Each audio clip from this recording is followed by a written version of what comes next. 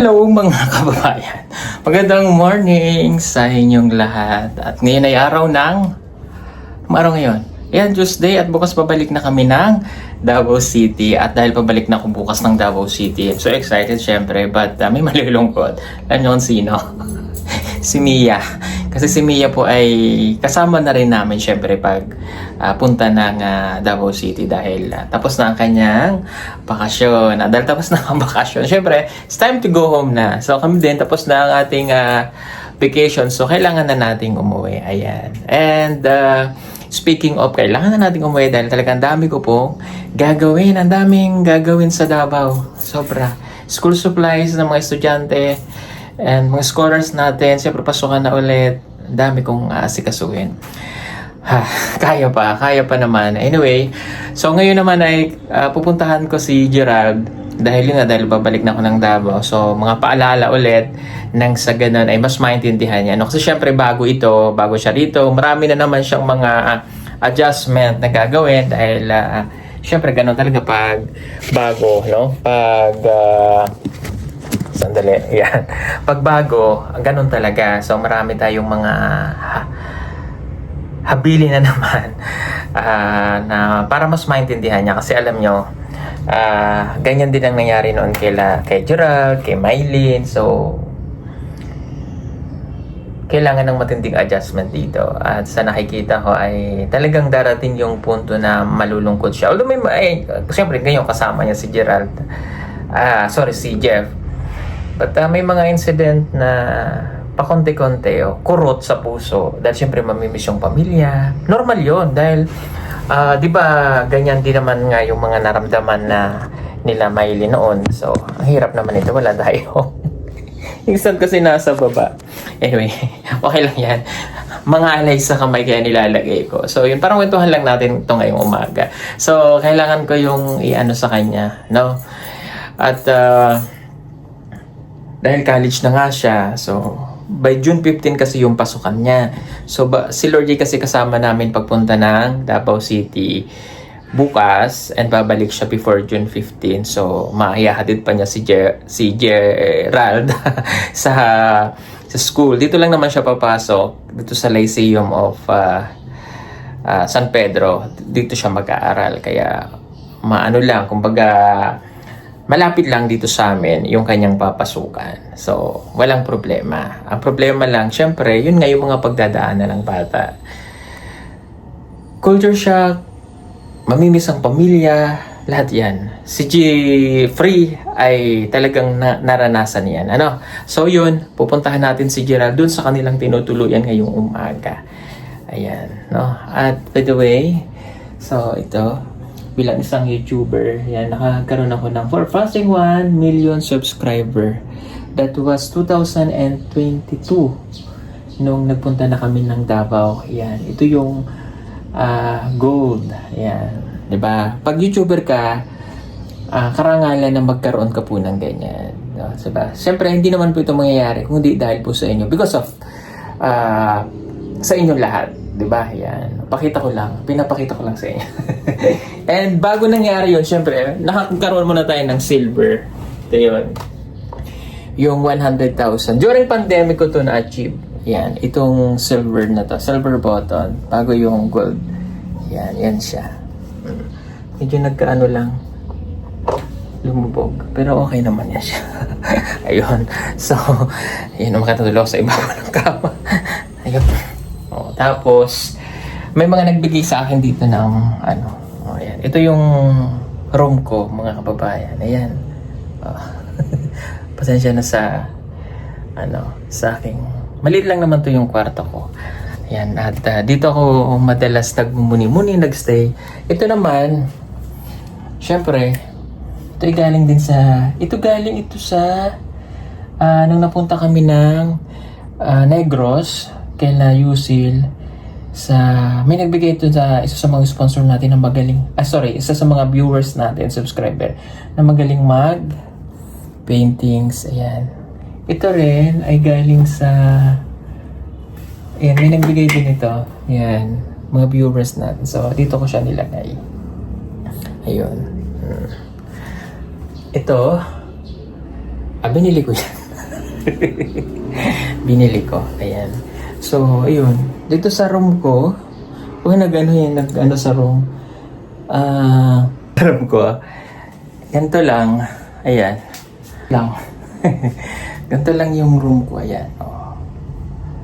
Ayan. Ganyan lang siya. Maliit lang to. Tapos, may table ako dyan. Pag mag-e-edit ako, uupo lang ako dyan. Lang ako dyan pag mag-e-edit ng video. Ano lang, mayroon lang akong maliit na sofa dyan. Tapos, yun na yung bed. Maliit lang yung room ko actually. Tapos, pag gusto kong manood ng vlog, ayan, open ko lang to. Ayan, meron akong maliit na monitor dyan. Yun lang, ganun lang. Ganyan lang yung aking kwarto, maliit. Tapos dito, lagi akong may water. Importante, salamin. Ayan, ganyan siya. Yun lang. So, pag madalas, siyempre, pag nagpapahinga, uwi ako dito, talagang yan, nakakapag-relax ako sa bahay. Ganon. Para pagkagaling natin sa Davao, dito ako magpapahinga. Dito lang, nakapag-edit, nakapagbasa ng message, then punta kay nanay, kay ate, kay na Mylene, kay na Russell, kay Sinay, kay na ate, kasi dyan lang sila sa kabila. So, ayun, di ba? So, maano lang, simple lang yung buhay pagka nandito ako, pahinga lang talaga ako. Sobrang pahinga lang ng pahinga. Ganon. Ang importante, yung nakapagpahinga tayo. Diba? Pinadala ko dito. Dito basura ha. Labahin ko sa panalaman. Diba? Pagbaba tayo. Ito yung mga labahin ko ng mga 2 weeks. Pagkagaling namin ng Mindoro. Maglalaba muna tayo. Palaba. Then pupuntahan natin si Gerald. Ayun. Tayo kay Gerald. Gerald? Mana po, Dal? Kamusta ka dito? Okay lang. Sige, kausapin kita mamaya Sige pa. Sige. Punta ka doon sa kwarto, doon tayo mag-uusap, ha? Sige. At ayusin ko lang yung sasakyan din eh. Na tayo sa kanila. May mga nakasulat dito. Panatiling malinis. Huwag mag-iiwan ng basura sa lababo. Ayan ang kanilang stocks dito. Ayan. Ang kwarto nila, Gerald. Ayan. Ito ang kwarto nila. Si Jeff at saka si Gerald. Tapos itong kanilang study room. May mga paalala din dyan. Yan ang mga paalala. Okay? Sige, upo ka, Gerald. At para may sasabihin lang ako sa'yo. Yeah. Ang kwarto po nila, so bali nandyan yung kanilang study room. Study table. May fan. Ayan. So, yun nga, yung tinutuluyan nila, libre na po yan, sa amin na po yan. Bali, ang ano lang ng is yung sa sponsor, syempre yung pagpapaaral po nila sa kanila. Ayan, maraming salamat po dun sa mga sponsor po natin. Maraming salamat po sa ating sponsor para po kay Gerald, kay Tita Redemption Sedeki, Tita Carmen Sita Co Studio, at kay Tita Anonymous. Kung hindi dahil po sa inyo mga kababayan nating sponsor, hindi po makakapag-aral si Gerald. Thank you so much and God bless po sa inyo. Kailan nga pasok mo, Gerald? Ano po? June 15. Okay, June 15 ang kanyang pasok. So sa June 15 mag-start na yung first day of your class bilang isang kolehiyo. So handa ka na? Opo. Gaano ka nakahanda? 100%. 100%. Okay. So, ang maghahatid sa'yo sa unang pasok mo si Kuya Lord J. Okay, kasi nasa Davao na ako noon. So, dahil uuwi na ako ng Davao, gusto ko lahat ng sasabihin ko sa'yo ngayon ay intindihin mo ha. Sige po. At kung may sabihin man ako sa'yo, huwag kang magagalit. Okay? Kasi it's part of your life. At saka, bilang ikalawang magulang mo, sasabihin ko talaga sa iyo, no? Sige. Una, dahil nandito ka na sa bahay, ay itong bahay na to ay ituturing ninyong tahanan nyo. kahit ganito to, no? Kahit itong bahay na to, iingatan ninyo. Opo. Naintindihan mo? Apo. Kasi may kwarto kayo dito, may nagagamit kayo, may CR. Oh, pag mainit, pwede kayong mag-aircon. May sarili din kayong kusina. May ref, pwede kayong magluto. Apo. 'Di ba? Okay, iingatan ng bahay lahat ng nakasulat sa bawat dingding na yan. Katulad yan, ay nakasulat dyan. Oh, wag iiwan ng nakasaksak. So bakit hindi ba natin iiwan na nakasaksak? Para hindi walang mangyaring fire. Oh, tama. Kasi pag may nangyari ditong fire, hindi lang tayo yung madadamay, pati yung kapitbahay. Madaming madadamay, pati kayo mawawalan kayo ng tirahan. 'Di ba? Apo. Oh, tapos pangalawa, maglinis ng kwarto, wag iwanang nakakalat ang kumot at damit. Oh. 'Di ba? So itong bed ninyo, pagkagising ninyo, ayaw namin nakita na kung ano yung iniwan niyo ng higa, yun din ang iwanan nyo. Apo. Ha? Apo. Oh, ako pangalawang sabi na to sa'yo, nagsabi na si Elder J mo, na huwag na nating papangatluhan. Kasi pag pinangatluhan natin, iba na ibig sabihin nun. Ha? Apo. Magdasal bago matulog at pagkagising, pinaka-importante at pagkakain. Apo. Huwag kakalimutan palagi ang Panginoon sa puso niyo sa bawat araw. Apo. Okay? O, ngayon, yung mga nakasulat sa labas, sa kusina, lahat ng nandun, iintindihin ha? Apo. Pinakaayaw ko, madumi ang CR. Apo. Sa kabilang kwarto, may mga kasama kayo dyan, yung mga pamangkin ko na mag-aaral din ng kolehiyo. So, hindi lang kayo yung mga kasama nyo dito sa bahay, sila din, mga babae yun, malilinis, maayos. So, dahil ikaw yung bago ka dito, I know yung adjustment mo. From, dun sa katutubo, sa bundok, papunta dito. Alam mo yung pagiging malinis namin. Ayaw ni Lola ng madumi. Apo. Baka sabihin nyo, ang higpit-higpit namin. Hindi paghigpit yun Kasi, dito matututo na kayo sa amin pala. Paano pag kayo ay nagtrabaho na? Makikisama sa ibang tao. Pag nagtrabaho kayo, nag-practice teaching or nagturo ka dito ka nakakuha ng magandang trabaho.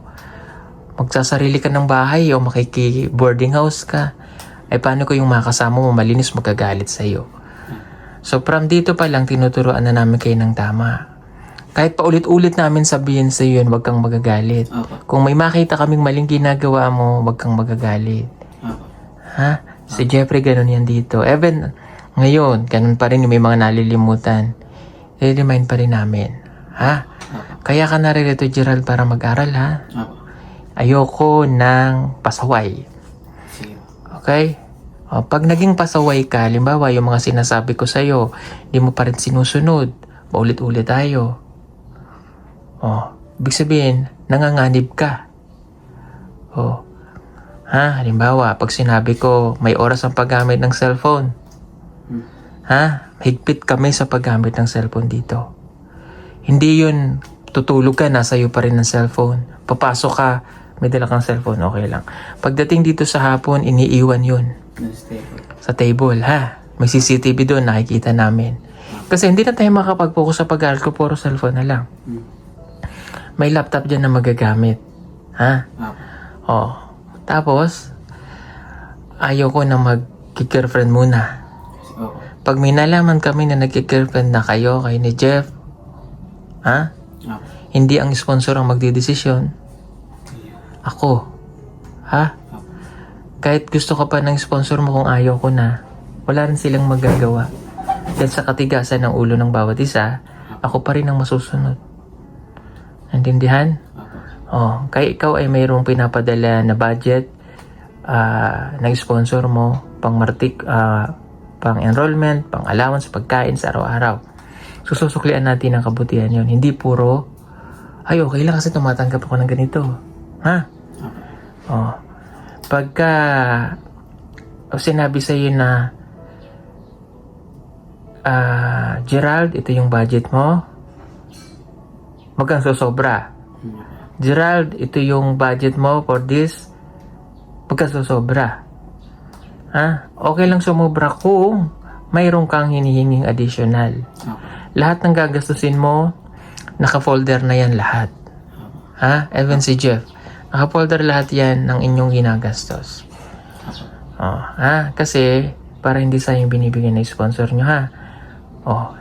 Pagkagaling sa school, saan ang diretso? Bahay. Bahay. Tiyagain mo lang, Gerald, habang nandito ka. Tiisin mo lahat ng paghihigpit namin. Opo. Pero yung paghihigpit namin, may katuturan yon, hindi parang wala lang. Kasi imagine mo ha, kung ang magulang mo nasa sa poder ka nila, binabantayan ka, pinapangaralan ka, kami hindi ka namin kaano-ano, di ba? O kaya lang nasa poder ka namin, tinuturi ka namin pamilya.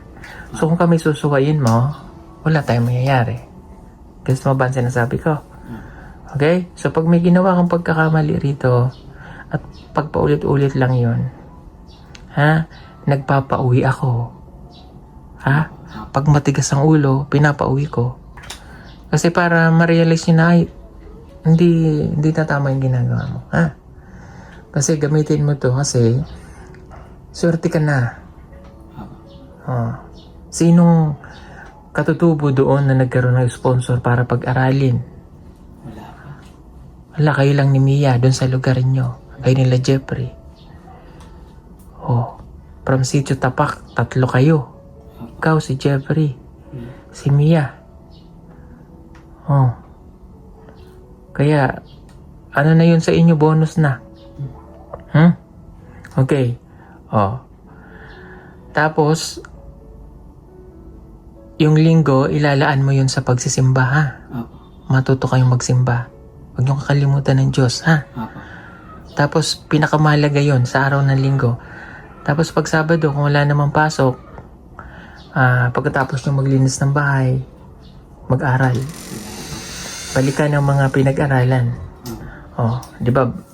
Dahil ikaw ay bago sa school, na iyong papasukan.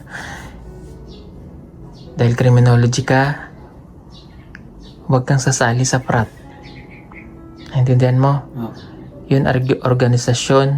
Alam mo yung fraternity. Opo. Huwag kang sasali.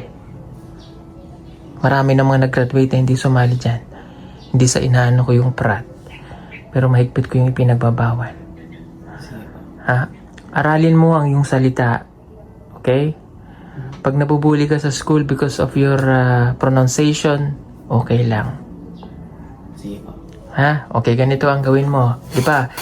Pag una pa lang magpapakilala sa front. Na-practice mo na? Opo. Sige nga, try natin. Ngayon na. Oo, ngayon. Tayo ka dyan, tayo ka. Hindi ko pa kasi na ano. Tayo ka. Try. Try. Sige. Good morning to everyone. I am here now. I-frank na lahat. Hindi ko pa na ano. Kaya po mga Ginoo, at saka mga classmate kong bago, magandang umaga po sa inyong lahat. Ako nga pala si Gerald Londia, galing po ako ng anong to nga test? Galing ka ng Mindanao. Mindanao. Sasabihin mo yung proud ka na galing ka sa tribo. Kung anong tribo ka. Sige. Good morning po sa lahat at saka sa mga bago kong kaklase ngayon. Ako nga pala si Gerald Londia at galing po ako ng Mindanao. I am proud, katutubo, belong to indigenous people. Meron po bang nakakilala ng mga katutubo sa Mindanao? Actually, isa po akong katutubo doon sa amin. Kakabago ko lang dito sa Manila at saka dito ako nag-aral. Okay, tapos sabihin mo ako po yung ata, anubo, ata matigsalog o ata. Okay, tapos sabihin mo, pagpasensahan nyo na po yung aking Tagalog, yung pronunciation ko, kasi po yung dialect ko doon ay iba dun sa dialect natin. Dalawa lang po ang salitang ginagamit namin doon, Bisaya, saka yung native language nyo. Okay, pwede kang magdagdag. Ang good morning po sa amin ay Maupia. Maupia na sila. Ganon. Sa Bisaya, Mayong buntan. sa Tagalog ay good morning at sa English. Yun. Para mas maintindihan kanila na, kasi minsan, bakit ganun yung Tagalog mo? Para maintindihan nila ng mga classmate mo. Para, kasi minsan pagtatawanan, normal yun.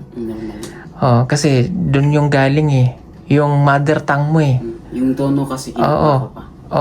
Kaya maganda kung nagsa-cellphone ka, manood ka ng mga Tagalog, Yung tamang pronunciation. Ha? Kasi minsan, hindi naman sa sinasabi ko nakalimutan mo yon. Hindi. Hindi. Idaan mo sa tama. Okay, di ba? Minsan nagpo-pronounce kayo na ilang taong ka na? 17. 17. Ah. Siya yun. Si Mia. Mamaya minsan ganun ka. Kasi si Gerald, si Jeff ganun eh. Anong ulam mo? Fried chicken. Bangus. Manok. Di ba? Pwede mong gawing anong ulam mo? Kanina? Ano po? Manok. Manok. Di ba? Meron ka pa rin manok. Yan, ha? Aralin mo lang yon. Kasi minsan, baka nga hindi maintindihan ng mga klase. Pero walang mali doon. Pag ganon, halimbawa, pinagtatawanan kanila, sabi mo lang, pasensya na po kayo kung ganon yung aking pronunciation because po yun doon sa aking lingwahe na ginagamit doon. The way kami mag-pronounce ay ganon. Pero proud po ako doon. Ganun lang para mas maintindihan nila. Ha? Okay? May mga activities sa school. Sige, upo ka. Sumali ka. Huwag mo ikakahiya kung saan ka galing. Maging proud ka kasi yun maging inspirasyon mo. Sabihin mo, kaya po ako ngayon nag-aaral kasi meron pong mga nag-sponsor sa akin.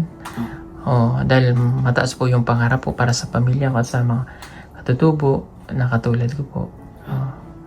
At yung pangarap po na maging pulis, para rin po yun sa mga katribo ko. Kasi minsan may subject kayo na ganon, sa Pilipino, mga ganyan. Ha? Huwag kang maya kasi pulis ka eh. Ha? Maging proud ka palagi sa sarili mo ha. Huwag na huwag mo yung kakahiya. Pag tinanong ka, kamusta ang buhay niya doon, ng kaklase mo, sabihin mo, yun ang buhay ko. Huwag kang mahiya. Huwag kang mahiya na ang tatay mo ay nagsasaka, ang nanay mo ay ganun din. Palagi mo itataas noo kung sino ka. Ha? Kasi alam mo, mapalad ka. Maswerte ka. Okay? So, lahat ng sinabi ko sa iyo ngayon, napaka-importante nun, ha? Ito pa, ang idadagdag ko, huwag palaging si Jeff ang magluluto. Kailangan matutunan mo magluto. Ha? Pag sinabi naming uminom ng tubig, baka isang buwan na hindi nyo pa nauubos yung tubig dyan. Magkakasakit kayo.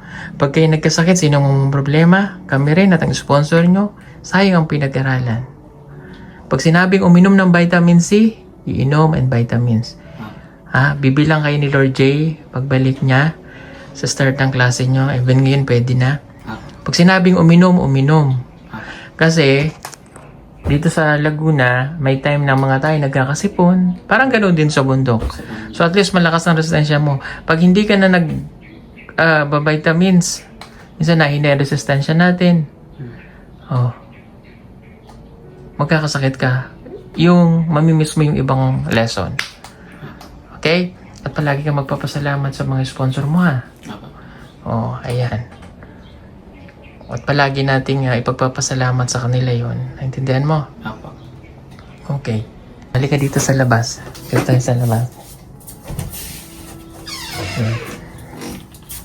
Nakasulat. Lahat ng mga paalala para sa kanila.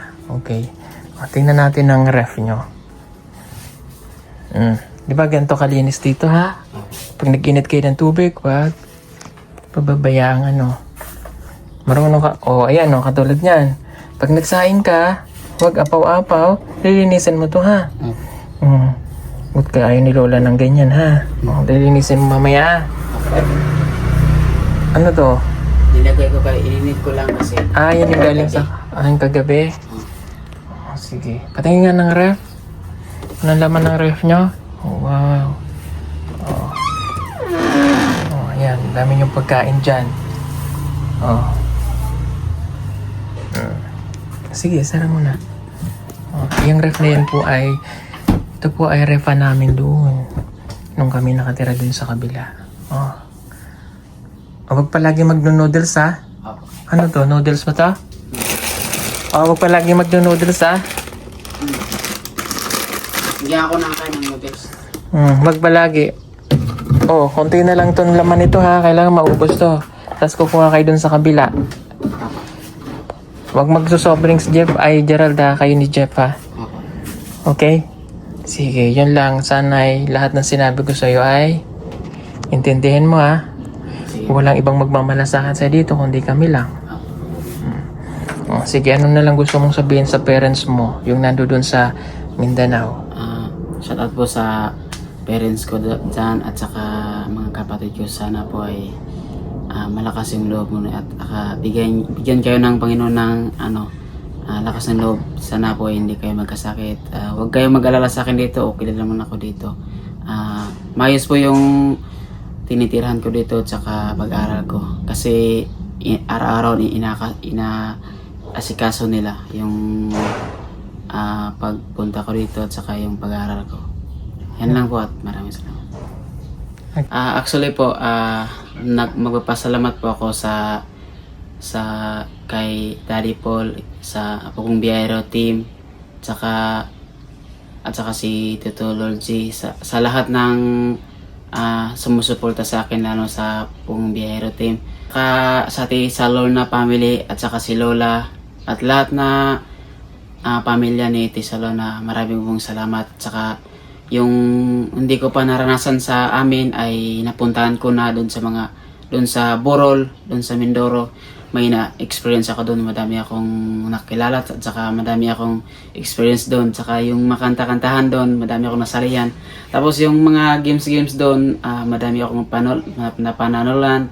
Tapos ang dami ko nang nagalaan dito, mga mall, ganon, nagkakain kami, mga family ni Tisa Lorna. Thank you po so much sa support at saka binigay niyo na experience sa akin nung doon pa ako sa bundok is hindi ko yan naranasan. Thank you po. Okay. So yun, naalis na ako at bukas ay kasama ko na si Mia. Uwi na pala si Mia bukas. Uwi na si Mia bukas. Ayan. So yan lang mga kababayan. Thank you. Thank you so much. Aral kang mabuti, ha. Apa. Salamat sa inyong lahat mga kabayan. God bless us all. Bye-bye.